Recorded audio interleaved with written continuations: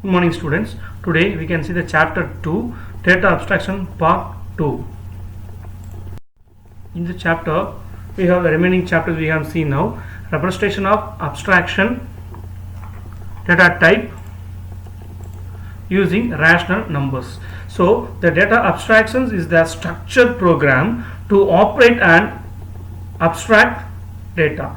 It is to make us few assumptions about the data as possibles. Sometimes the concrete data types representations as independent part of the program. So it is definitions for each functions is it must known. So in this the data abstraction we have the any program consists of two parts. One is the abstract data type and then concentrate data type. For examples, suppose if we want to divide it 8 by 3 or 19 by, it is a typically written as, so 8 is the numerator, 3 is the denominator. So 19 is the numerator, 23 is the denominator. So it is the easily to identify. So and then it is the data of the, it is that or placeholders for integer values. It is needed to exactly characterize the value of the rational numbers, produce the float expressions losing the exact positions of integers. So you get the value for 8 divided by 3, so you get the approximate of the values.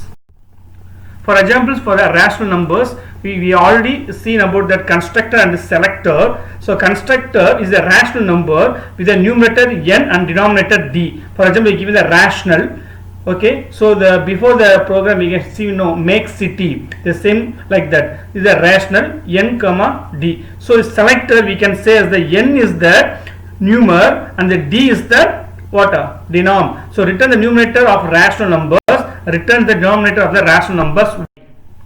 The pseudocode, if you suppose if you write the pseudocode of the representation of the rational number using the above constructor and selector, x is the 8, y is the 3. So you put the rational n comma d equal to numer x, numer y. So you get the output is 2 point something the approximate of the values.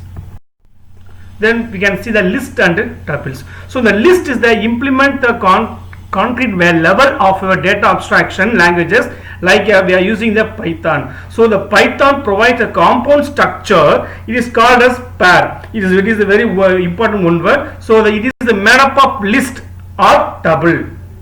So first we can see about the list.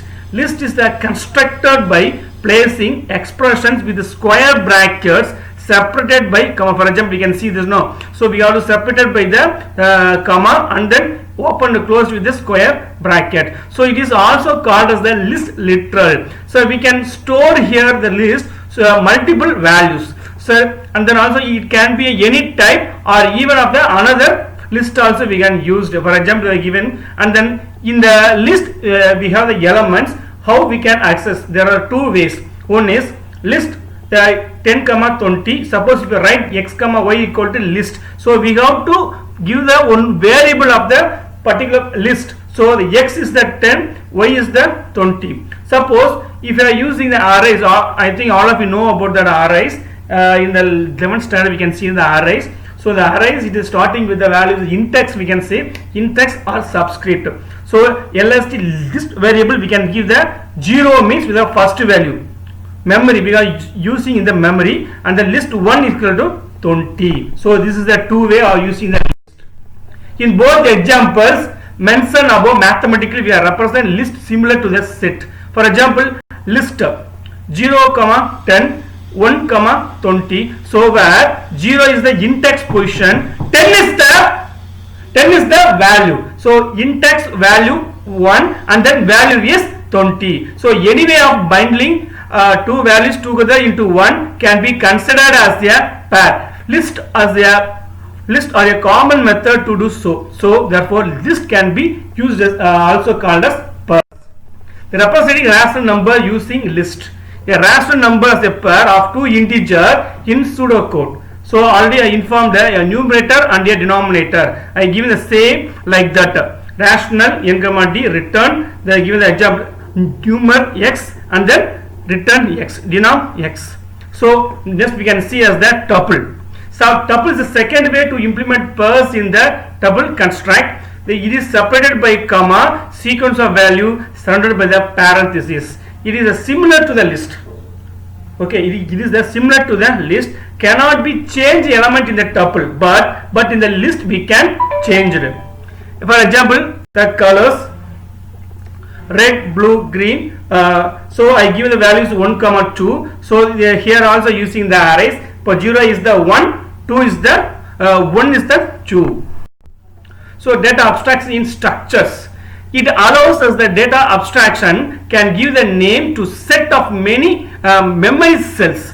For example, mastermind games where we are giving the 4 colors in the list, and then the player guesses. Instead of 4 separate variables we are given for the particular elements red, blue, green, yellow. In some situations the person have multi items objects also. For example, given the below we are series, the person is the variable Padmashri, Bhaskar, phone number, and then mail ID. So I given the first name, last name, phone number, and then mail ID. But such a representation does not explicitly specify what each part represents. For this we have the problem. Instead by using the list, the structure construct in the OOPS language is called as a class structures. All of you know about the class structure also. So in this class structures we are using the private, public, and protected, and then in the class members we have a data members and member functions. Here also we are using the data and the member function like that. For example, class person, this is one of the function, the first name, last name, ID, and email ID. So we have given the class name person, the function we have to creation. What we creation means first name, last name, ID, and email. The variable belongs to the new data type. It is below they are giving each one of the values. The output of the first name is, because suppose we get the first name, output is Padmashri. So the person is refers to the class or a type, while P1 refers to the object of an instance. So every classes we have created one of the object, then only the class, what are the variables or the functions we have to use. And then also the main important, a class is the bundle data and the function that work on that data. Whatever we are giving the data, then only the data is used in the functions. That's all we can see in the next chapter.